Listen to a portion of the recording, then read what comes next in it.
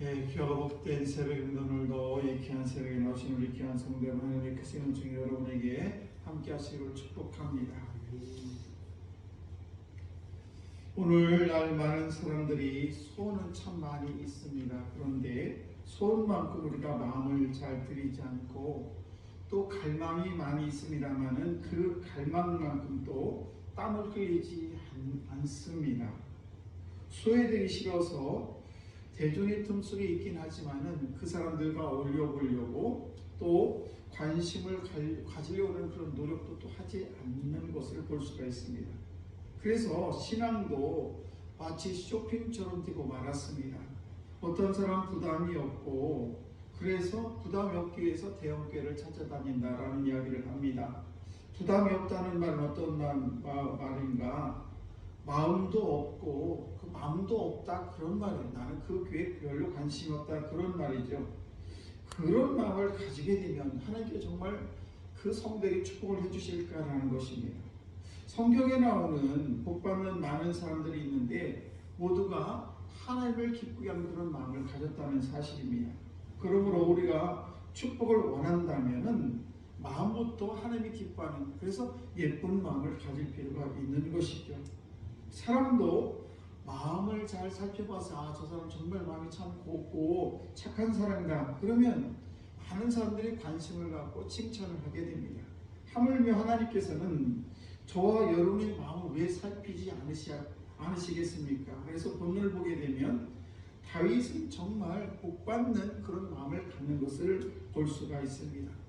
당시 이스라엘 나라는 이제 통일을 이루게 되고 그리고 이웃 족속을 다 정복을 하게 되고 그리고 또 법궤까지 다윗성에 이렇게 모시게 되고 그러면서 모든 것이 이 다윗을 통해서 평안한 그런 삶을 유지하게 됐죠. 그때 다윗은 자기가 살고 있는 그 궁전을 백향목으로 잘 지었습니다. 그랬는데 하나님의 임재가 있는 그런 법궤는 누추한 그런 천막에 여전히 놓여 있었습니다. 이 모습을 보고 다윗은 하나님께 너무 죄송한 마음을 갖게 되고 그리고 사람들은 잘 나갈 때 보통 하나님을 잊다가 길이 막히는 하나님을 찾지만은 다윗은 지금 잘 나가는, 그래서 온 나라가 평안할 때에 하나님의 법궤를 바라보면서 내가 이렇게 하나님의 은혜를 누리고 있는데 하나님의 법궤는 왜 저렇게 추한 저렇게 천막이 그냥 있을까라는 생각을 갖게 되면서 이 다윗은 하나님의 법궤가 있는 성전을 지으려는 그런 마음을 갖게 된 것입니다. 저와 여러분들의 삶을 살다 보면은 때로는 길이 막힐 때가 있습니다. 그때 우리는 절망하지 말아야 될 것은 왜 그런가 하면 절망은 하나님 앞에 저와 여러분이 죄를 짓는 거예요. 왜? 하나님께서 우리에게 인도하시고 분명히 우리를 가장 선한 길을 인도하시는데 저희들이 그 하나님의 선하심을 잃어버리고 절망한다면 그것은 하나님이 기뻐하는 모습이 아닐 것입니다. 그러므로 저와 여러분들이 이제 길이 열릴 때에 어떤 고백을 해야 되는가? 하나님, 제가 이 은혜를 어떻게 갖고야 될까요? 라는 그런 거룩한 마음, 그런 고백이 우리에게 있어야 될 줄로 믿습니다. 여러분, 엘리야 선지자를 여러분 잘 알 것입니다. 갈멜산에서 850명과 대적했던 이 엘리야 선지자, 그가 가장 어려울 때가 언제였었느냐?